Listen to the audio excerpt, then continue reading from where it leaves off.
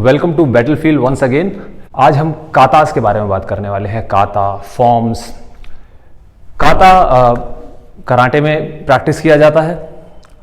Kung fu में भी कहीं इस काता की तरह की फॉर्म्स प्रैक्टिस की जाती है।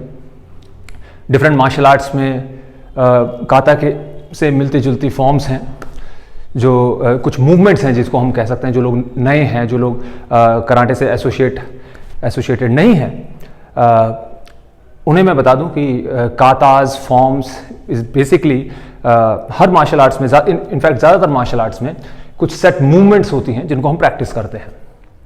फाइटिंग मूवमेंट्स होती हैं और हम उनको अकेले में प्रैक्टिस करते हैं। कुंफू में भी हैं, Chinese martial arts, Japanese martial arts, सब में आपको इस तरह की फॉर्म्स मिल जाएंगी। नेम्स का डिफरेंस होता है, कहीं काता बोला जाता है, कहीं फॉर्म्स बोला जाता है, ठीक है, डिपेंडिंग अपॉन किस कल्चर से कौन सा मार्शल आर्ट आ रहा है। अब सवाल ये उठता है कि क्या ये मूवमेंट्स किसी तरह की का बेनिफिट देती है हमें एक्चुअल फाइटिंग में?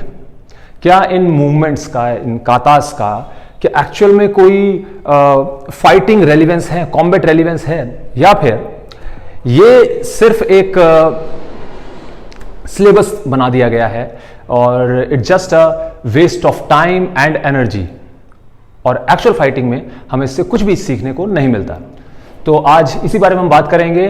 लेकिन उससे पहले अगर चैनल सब्सक्राइब नहीं किया है तो सब्सक्राइब कर लीजिए, जिससे कि जितने भी लेटेस्ट अपडेट्स हों, मार्शल आर्ट्स और फिटनेस रिलेटेड वीडियोस हों, वो सबसे पहले आप तक पहुंच जाए। तो चलिए शुरू करते हैं आज की वीडियो।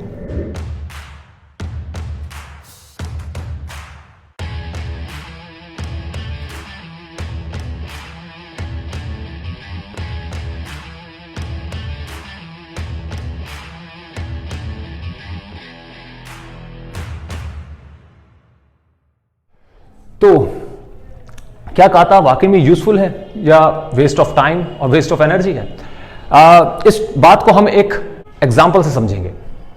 आप सभी ने बचपन में देखा होगा कि जब हम ड्राइंग सीखते हैं, एक छोटा बच्चा एक ड्राइंग सीखता है, जब जो ड्राइंग बुक है उसकी वो ब्लैंक नहीं होती है, उसमें इमेजेस होती हैं, उसमें नंबर्स होते हैं, डॉट्स होते हैं। सो बच्चा क्या करता है, 1 को 2 से ज्वाइन करता है, 2 को 3 से, 3 को 4 से, एंड सो ऑन। और जैसे जैसे वो ज्वाइन करता जाता है, एक इमेज सामने आने लग जाती है, कभी शेर की, हाथी की, कुत्ते की, बिल्ली की, इस तरह से अलग अलग इमेजेस निकल के आने लग जाती है। कातास, फॉर्म्स, ये भी वैसे ही हैं। इन सब चीज़ों का डायरेक्ट रिलेशनशिप तो नहीं है फाइटिंग में, लेकिन इनडायरेक्ट रिलेशनशिप ज़रूर है, और इसीलिए ये डिफरेंट मार्शल आर्ट्स में काफ़ी इनकी इंपॉर्टेंस है। फॉर एग्जाम्पल, कोई नया इंसान कराटे सीखने आता है और हम उसे सिंपल पंचेस कराते हैं, ठीक है, हमने पंचेस कराई, हमने किकिंग कराई, एंड देन इमीडिएटली हम उसको फाइटिंग में ले जाके खड़ा कर देते हैं। कितनी पॉसिबिलिटी है कि वो उन सब चीज़ों को जो वो अकेले में प्रैक्टिस कर रहा था अपने कोच के साथ, अपने सेंसाई के साथ, कितनी पॉसिबिलिटी है कि वो उन सारी चीज़ों को एफिशिएंटली फाइटिंग में अप्लाई कर पाएगा? इस बात की संभावना बहुत कम हो जाती है। और यहीं पे आते हैं हमारे काताज, फॉर्म्स। यहां पर हम एक फाइटिंग की तरफ बढ़ना शुरू कर देते हैं, एक फाइटिंग की फीलिंग शुरू कर देते हैं कि किस तरह से हमारे ब्लॉक्स होते हैं, हमें मूव किस तरह करना है, हमें डिफरेंट डायरेक्शंस में मूव करना है, ठीक है। सो हर बेल्ट में, जैसे वाइट बेल्ट से शुरू हो जाते हैं काताज, और फिर फर्स्ट एंड ब्लैक बेल्ट्स तक, ये सारे हर बेल्ट्स के अपने अपने काताज होते हैं, अलग अलग फॉर्म्स होते हैं अलग अलग लेवल्स पे। सो ये जो फॉर्म्स हैं, ये एक बॉडी अवेयरनेस क्रिएट करती हैं। जब हम कोई मूवमेंट करते हैं एंड वी पंच, और फिर हम डायरेक्शन चेंज करते हैं, so it gives us a sense of fighting. एक नए इंसान के लिए, जो बिल्कुल नया है, जिसने पहले कोई मार्शल आर्ट नहीं सीखा है, उसको एक फीलिंग, एक बॉडी अवेयरनेस, उसकी एक अवेयरनेस क्रिएट होने लग जाता है, उसकी बॉडी और माइंड सिंक होने लग जाता है धीरे धीरे मूवमेंट्स के साथ। अभी तक जो वो पंचेस और ब्लॉक्स इंडिविजुअली प्रैक्टिस कर रहा था, अभी now he is using it in combination. Okay, now अभी वो किक भी कर रहा है, पंच भी कर रहा है, ब्लॉक्स भी कर रहा है। सो आपकी बॉडी और माइंड को एक पर्टिकुलर डायरेक्शन में फोकस करता है काता और फॉर्म्स। ये मेरा ओपोनेंट है और हम लोग फाइटिंग स्टांस में हैं। नाउ जस्ट इमेजिन कि मैंने कोई काता प्रैक्टिस नहीं करा, मैंने मूवमेंट नहीं करा, बट हाँ मैंने पंचेस प्रैक्टिस करे हैं, मैंने किक्स प्रैक्टिस करी हैं, ठीक है। But fighting is actually spontaneous, it's random. Fighting can never be planned, fighting plan नहीं होती है, इट्स स्पॉन्टेनियस। लेकिन अब मैंने जब प्रैक्टिस करी थी पंचेस की या ब्लॉक्स की, ठीक है, मैंने कर लिया, बट जैसे ये मूव करना शुरुआत करेगा, नाउ ही इज मूविंग, सो होगा क्या, मेरा जो स्टांस है, जो मेरा स्टांस है वो ब्रेक हो जाएगा।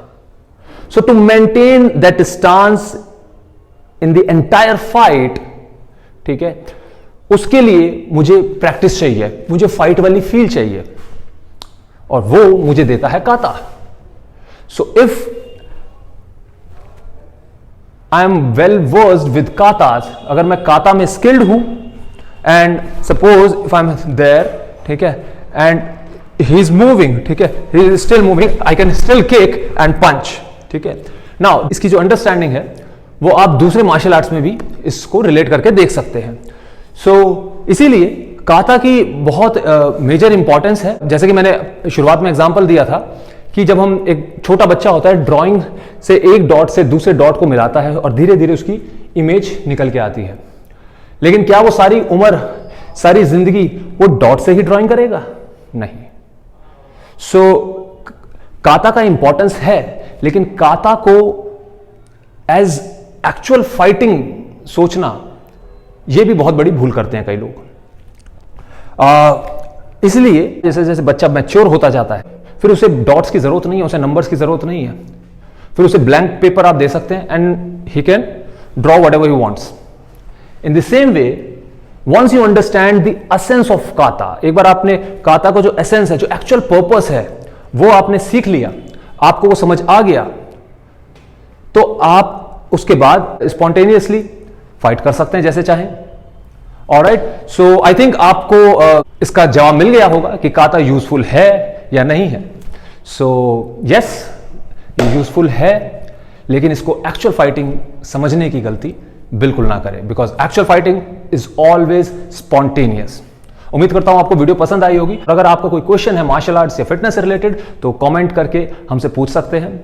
और आप इस बारे में क्या सोचते हैं, काता यूजफुल है, नहीं है, कितना है, मुझे कमेंट करके जरूर बताइएगा। Till then, good bye.